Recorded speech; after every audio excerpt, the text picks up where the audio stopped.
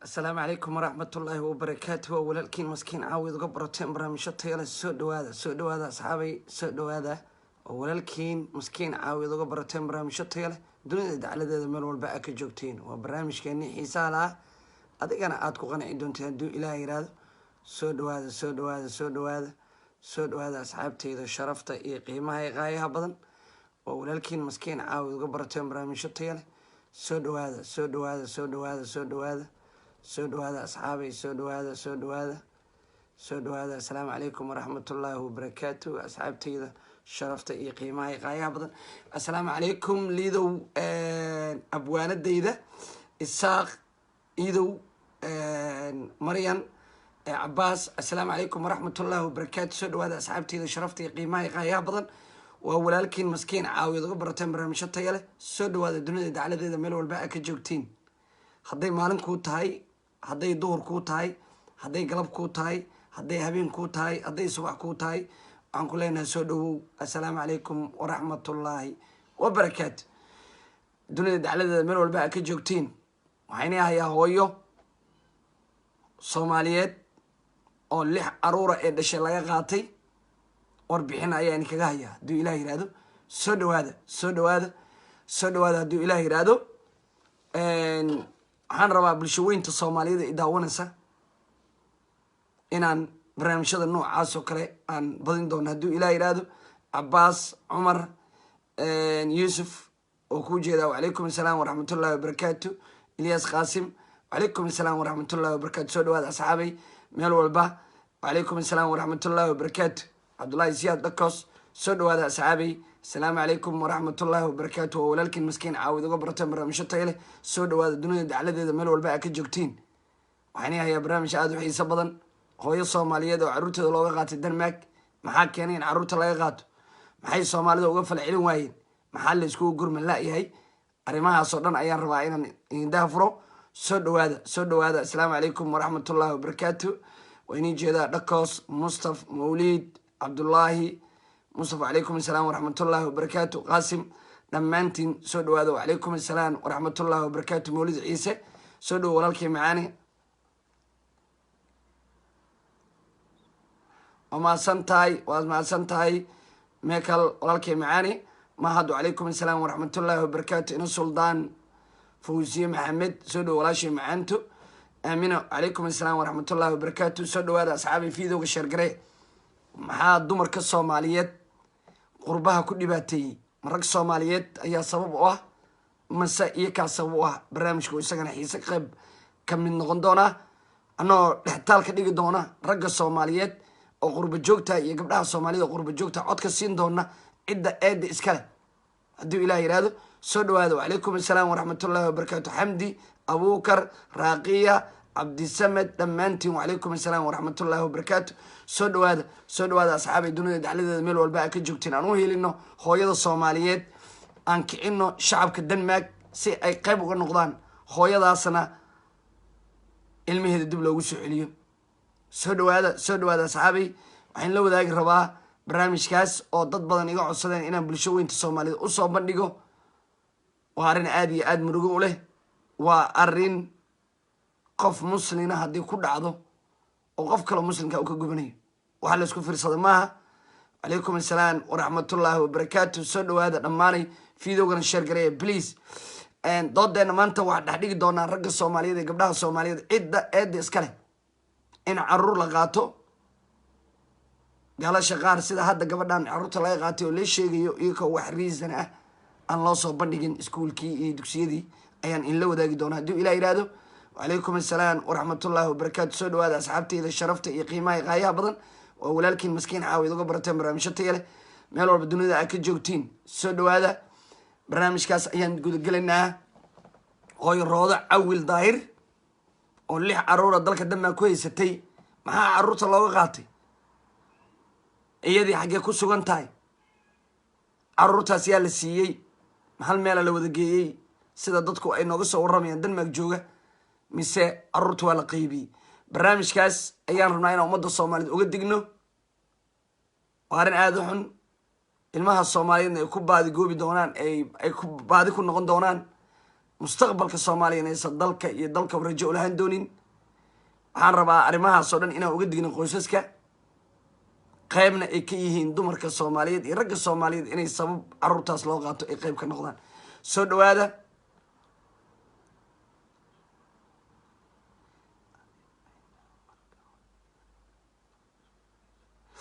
ما كلا دوان waxaas ka wada hadli doonaa messenger live waxaas ma la iskugu soo qoro walaalkay haddaad warbixin iga rabto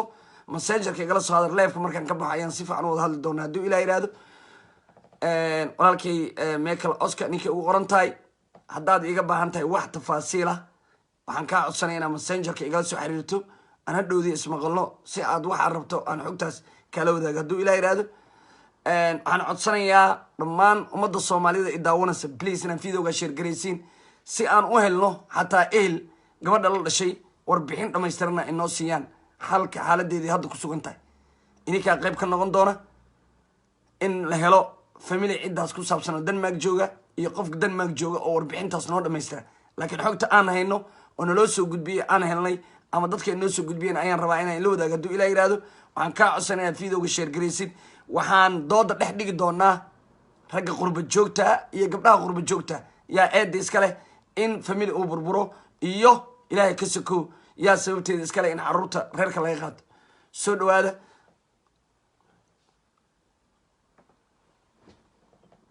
وما سنتا تانكي راقية وما سنتا ولالكي معاني سو dhawaada asxaabay hooyada Soomaaliyeed oo ilmaheeda laga qaatay 6 caruur oo midka ugu weyn 17 sano uu jiro ka ugu yarna 4 sano la igu sheegay magaceedan la igu sheegay Rooda Cawil Daahir oo magaalada dalka Denmark degan caruurtii waa laga qaatay caruurteedii waxa loo qeybiyay dad kala gooniya oo qof walba qof la siiyo liir ilmahaas heesay korso iyadiina marka ay joogsan weysay ee guriga ku hakan weysay ay ciidankii iyo buuq badan ay dhalisana waxa la sheegay in la xiray ka bacdina loo tarxiil rabo Muqdisho waxa cabasho badan ka muujiyay shacab degan Denmark iyagoo laakiin wali wax ficil aan sameyn waa inaan dhiirigelinaa waa in arrimahaas laga hortagaa ficilkaas waxa ku dhaqmi jiray dalka Norway oo ilmo badanna carruurtaas laga qaatay hooyooyin badanna ay qashinka Norway ku aruurinayaan aabiyaankooda dalka iskaga tageen ama meel kale ay degeen markii qoysku halkaas ku burburay kiiska gabadhan waxyaabaha la igu sheegay ama soo gaaray ayaan rabaa inaan la wadaago ama booliiska oo qiil u sameysteen ayaan rabaa inaan la wadaago waxaan codsanayaa videoga share gareysiin oo kun qofood gaarsiidin si aan u helno gabadhaas cid ehel ah oo Denmark degan xogta dhamaystiran nasiida si ummadda Soomaaliyeedna arrimaha noocaas oo kala looga digo haday fal xumo badan ahayd waxaan rabaa inaan bulshooyinka Soomaaliyeed u soo bandhigo maxaa dhacay markii hooyo Roodo guriga loogu yimid yaa u yimid meeqa saacadood ayaa la haystay ayaan rabaa inaan warbixintaas si dhammaystiran in kugu helo aad ayaad u mahadsantiin dadka videoga share gareynaya arrintaas aad muruga leh ayay ahayd barnaamijyo kale ayaan rabay maanta inaan ka hadlo oo aad xasaasi u ahaa oo ka taagan gobolka Hiiraan taasoo aan caawa dib u dhigto hadduu ilaahay yiraahdo waxaan aad iyo aad ugu xumahay arrintaas foosha xun oo aan dowladda Soomaaliya iyo shacabka Soomaaliyeedba ugu baaqaya in meel looga soo wada horjeesto hooyadaasna garab la siiyo dalka Norway hooyooyin badan ayaa waxay ku waasheen carruurtoodii oo laga qaatay waxaa carruur badan oo aan la koobi karin lagu qaatay dalka Norway in muddo ah socotay cid bini aadan wax ka qabatana la waayay وما سنتا walaalkay macaan soo dhow waa soo wada Ridwan videoga noo share gareey please kun qofood gaarsiiya si aan u helno gabadhaas ehelkeedii iyo qaraabadeedii Denmark jooga ama aabihii carruurtaas dhalay sida xogta aan ku helayo waxa la sheegay in odaga iyo habarta ay kala tageen sida qof uu ii soo sheegay laakiin arrin dhammaystiran ma arrintaas arrin dhammaystiran ma oo xog kama hayo wax ehelkeeda iyo wax ninkii dhalay ilmahaas qaraabadiisa ay la soo xiriireen dad Soomaaliyeed ayaa ii soo diray kana hadal yiri sidaas ayaanan bulshada Soomaaliyeed rabaa reer Denmark waxaan rabaa inay banaanbaxyo iskugu soo banaanbaxaan ka ficil geliyaan dowladda Denmark ficilkaana noocyadaan kale kuma dhaqmi jirin ficilo cusub waaye oo ay hadda bilow u tahay carruur badan la raba in lagu qaato laguna baadiyanayso gaalada meel fog ay ka dagaalamaan iyagoo raba kaba soo qaado kale hadda wadanka UK ayaan ku noolahay aniga carruuro badan ayaa dadkooda looga qaatay mar hore hadda in maadaama soomaalida ay ka banaan bixeen oo cabashooyin badan ay ka muujiyeen looyariinna ay ka qabsadeen dagaalo badanna ku dhex maray booliiska iyo soomaalida arrimahaas keenay in carruurtaas dib loo soo celiyo hadda waa naga istaagtay laakiin ilmo badan oo carruurtooda waalidka laga qaatay sanado hore ama waqtiyo hore markuu dalkii burburay carruurtaas hadda waa gaalo kalaabyadaay ka ciyaaraan ma tukadaan qaar daroogistayaal ku biireen carruurtaasoo dhan waa baadigoobeen waxaan codsanayaa marka waa mahadsan tahay saki maxamed iyo dadka videoga sheer garaynaya haddaad igu cusub tahay youtube-ka meesha karuu saarayan subscribe saar gambeelka farleegna saar si aad u hesho wararkii ugu dambeeyey live-ka haddaan ka baxo waa ka tuuraa facebooka youtube-kan toosu geliyaa asxaab badan ayaa barnaamijyadeeda ku xirnaan jiray marka uu dhaafana dib u daawan jiray laakiin hadda waxaan u sameeyey goob ay dib uga helaan kuna soo dhacayo haddaad subscribe saarato gambeelka furato leegna saaro toos ayaad u helaysaa waana in kaga mahad celinaya dadka videoga sheer garaynaya marka arrintaasi ingiriiska aaday ugu badnayd in muddo ay socotay carruuraha la iska qaadan jiray qiil aan jirin cunug far meel albaab ugu soo xiray cunug iskuulkii la yiri maanta quraac lama soo siin waxyaabo noocaas gurigii oo la yimaado oo la baaro arrin aad u xumay ahayd Soomaalidu waa ka falceliyeen waxaan rabaa inaan dadka Soomaalida u sheego horta inaan anaku dad dhiignahay haddaan reer UK dadka wadamada kale waa ka duwanna ana ku sheegay hadda sharci waxa la soo saaray iskuulaadka lagu dhigayo saxi oo carruurta lagu barayo yararka in laba naagood ay isguursan karaan laba nin ay isguursan karto gabdhoobyo la siinayo barnaamij loo diyaarinayo saxi oo maalina waa ka falcelinay waa ka banaan baxnay waa ka doodnay iskuulaadkii dood badanaa laga sameeyey ilaahay xamdigiisa hadda waxaan ku guulaysanay in la istaajiyo ayaan ku guulaysanay maadaama muslim badan oo ingiriiska aad iyo aad ay bahalkii xilal uga hayaan ii sheeg maxaa la dhahay booliiska ku jiraan community-yaasha ku jiraan looyaro aad u waaweyn ay ku jiraan doodan ka sameynay arrimahaas inaan lagu soo qaadi karin carruurteenna haddii timaadana iskuulaadka lagala bixi doono carruurtaas oo iskuulaad la geysan doono bareefada taasoo iskuulaadka ay dhib u arkeen doodaas waxay dhalisay in la badbaadiyo carruuro badan oo dhaqankeennii soomaalinima laakiin wadamada kale kama banaan baxaan kama farceliyaan norway caadi ka hadda waxaan maqlaya loo beri kabacdi hooya laga qaatay carruur cid bini aadan oo ka farcelisa male dowladda Soomaaliya waa la gaarsiiyey wasiirka arrimaha dibadda waa la gaarsiiyey cid bini aadan oo ilaa hadda arrimahaas ka farcelisa male waxaan codsanayaa please dadkiinaan idaawanayna videoga share garaysiin oo hooyadaas ilmaha laga qaatay aan qayb ka noqotiin aan soo celino kun gaarsiiya si aan u helno hooyadaas dad la helaa oo nala hadlo oo codkana siiya xaaladii ku dhacday gabadhaas ilmaha laga qaatay ilmihii intay ku sugan yihiin si ay dadka Norway Denmark degana ay uga banaan baxaan hadda waa Denmark maaha Norway maaha meesha gabadhan hooyadan carruurta loo qaatay lixda oo iyadiina aan soo bandhigay oo sawirkii iyadoo askar ay jiidayso waxaan codsanayaa marka inaad videoga share garaysiin si aan u helno ehelka gabadhaas aan rabno in haddii Soomaaliya la geenay dowladda Soomaaliya la geeyo safaaradda Denmark loona qasbo in hooyadan maadaama dalkii laga soo tarxeelay ilmaheediina looga daba keeno si ilmaheeda ay dalkeeda ugu haysato waa arrin dowladduna ay samayn karto ininkan aad samayn kartiin si loo helo gabadhaas eheladeedii ama qaraabadeedii ama gabar la dhow ama dad dariskooda laha oo na siiya xogta si ilmo kale ee Norway Denmark lagu qaadan lahaa u badbaadin please and please وعليكم السلام ورحمة الله وبركاته وما سنتهي سينب waxaan codsanayaa marka inaad please videogaas kun gaarsiidin please marka inaan codsado oo arrin xasaasi ka hadlayo waxaan codsanayaa in arrimahan oo kale kun qofood la gaarsiiyo hooyadii hadda waa heli lahayn oo iyadaan rabay oo ilaa maanta aan raadinay inaan toos u helo laakiin iyadoo waa xiran tahay waxaa la sheegay in xabsi la geeyey loona wado in dalkeedina loo tarxiili rabo marka waxaan rabaa arrimahaas oo dhan ayaan abay waa Denmark waxay ka dhacday maalin dhaweyd roodo cawil daahir ayaa la yiraahdaa 6 caruur ayay haysatay 6daas caruur 17 sano jir ayaa ugu weynaa xataa 14 sano oo u yaraa caruurtii waxa la ii sheegay oo qof jooga la soo xiriiray barnaamijka ii sheegay igana codsaday inaan arrintaas ka hadlo Soomaalida Denmark degan aan ku dhiirigeliyo inay ka banaan baxaan kana farceliyaan maxaa yeelay ha ku fiirsan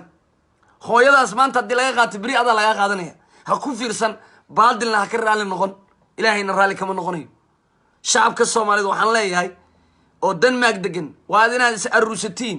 oo isku timaadiin maxaa yeelay iskuulaadka carruurta wada geysatiin iskuulaadka carruurta wada geysatiin inaad isku timaadiin oo 10kiina balantiin oo 5tiina balantiin dad kale la balamiyo oo iskuul kale laga balamo Denmark dhan maalin hal meel banaan wala isku soo banaan bixi kara si hooyadaas maxaa yeelay dalkan ma la ogola dalkan lama ogola in ficil aad u xun lagu sameeyo in hooyadaas haddii la tarxiilayo oo dalka laga tarxiilayo in carruurteeda lagu daro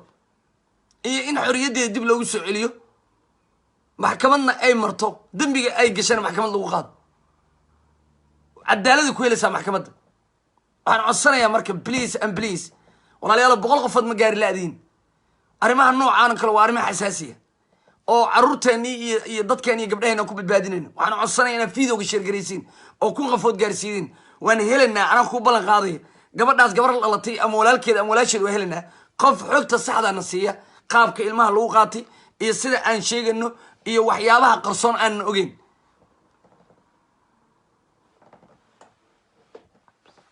ama santa amina komadiin hadda waan dib ugu soo noqonaya laakiin waxaan rabaa inaan videogaas kun gaarsiidin hooyadaas carruurta waa laga qaatay maaha inaan ku fiirsano beri Yurban joognaa adaynu kugu imaanay waxaa la rabaa meesha fal in laga celiyaa la rabaa waxyaabahan anaka aan uga bedelanahay Yurub wallahi UK waa waxaas UK waa Soomaali ana ku sheegay UK waa Soomaali wax yariis hadii Soomaalida doonto waa soo banaan baxeen cid bini aadan wax ku dheeymay meelaha jibina darabto wallahi na bee ku sheegin waa la dhageystaa dadka isla markii talaabadii la qaadana joornaalada iyo idaacadaha lagu soo qoraa talaabo sharciya laga qaadaa wixii falkaas sameeyay hooyadan waa mayna maxkamad marto oo maxkamad ilmiheeda ka qaadato laakiin booliis inta u yimaadaan without reason la yiri ilmaha dish bal fiir sida ilmaha loo qaatay ilmaha dishali okay sax waay ilmaha dish ma diidani ya ka qaatay ilmi ya soo dacway iskuulka ma soo dacway ma GByada soo dacway ma meeli ay ku dhiis ma soo dacway maya ya soo dacway iyada la iska rabaa in la cadeeyo oo la yiraahdo waa kan maxkamad lagu saaro la yiraahdo cunugtaanay dishay qofkaanay dishay intaana ilmahan dili jirtay maxkamadda lagu xukumo waa sharci waxaan baasaboor ku haysanaa ajaanibka oo dalka u joognaa oo dadka ajaanibka oo nalamidka oo aan la wada simanay marka Denmark baasaboor haysto Denmarkiisa sharciga oo simantii ninka Denmarkiiska ay adiga hadduu kugu soo xadgudbo maxkamadda wada maraysin maxkamadda xukuminaysa haddaan ku xadgudubto maxkamadda ku xukumeen cid ku soo weerarey ma jirto waxaa la rabaa in carruurtaas iyo hooyadaas loo gurmado waa arrin aad iyo aad u xun wallahi waa aad caari miro ilma lixa oo aad ku soo rafaaday oo aad ku soo dhimatay oo aad korinayso midka weyn 17 sano jiro in laga qaato garan la siiyo oo birna la siiyo hilibka doofaarka oo saksi loo shido bal ilaahayna ku dhaariyay baa Soomaalida damiirka ku jira aawe Soomaalida damiirka ku jira aawe in la soo banaan baxo Denmark ay soo banaan baxanay hooyada shucuur muujiyaan waa ay codsadaan waa cos ma aad meel ma jibinis waxa leedahay hooyo roodo awil daahir waxaan diyaarnaa in maxkamad la geeyo waxa ay gasheen maxkamad lagu marsiyo xorriyadeedan dib loogu soo celiyo ilmaheedina loo soo celiyo adar waa lagu dhageysanaya meeshaan maaha Soomaaliya burburta ma adar baasaboor haysanaa dalka aan joogno sharciyan ku joognaa wixii sharciga ka baxsan haddii uu kugu dib booliis tagay booliis markaa tagtana maxkamadda dalbanay maxkamadda booliiska ku gudbinaya maxkamadda rabaa leedahay anigu waxaan ma dhageysanayn cidda nafta ii keenta dariska saasi ugu sameys waxaasi ugu sameys maxkamaddan dalbana maxkamadda waa in kala rare maxkamadda waxay go'aaminayeen in ciddaas la rabaada ama adaa meesha laga rara sharciga maxkamadda soconay cid cusurnimo kugu samayn karta ma jirto ilmahaagiiyaa dishay xagee ku dishay halkaasay ku dishay goortay dishay awaa dhac ku yaal wacalaykum assalaam waraxmatullahi wabarakaatu soo dhawaada asxaabi please waxaan codsanayaa videogaas maanta inaan ku gaarsiidin si aan u helno ehelka hooyadaas waa arrin aad iyo aad murugo u leh waa arrin aad iyo aad haddaad igu cusub tahay youtube-ka meesha kale u saaraya subscribe saar gambarelka farleegna saar si aad uga mid noqoto asxaabteena ku xiran anigu waxaad igu imaanaysaa qabiiliisa mahay calankaasaa garabka ii saaran adeer macaani calankaas ayaa garabka ii saaran adeer macaani anigu waxaanahay muwaadin soomaaliyadana qabiiliisa mahay hooyadaas Soomaaliyeed ma aqaan wallahi ma aqaan oo billahi watallahi wiil Soomaaliyada ii soo diray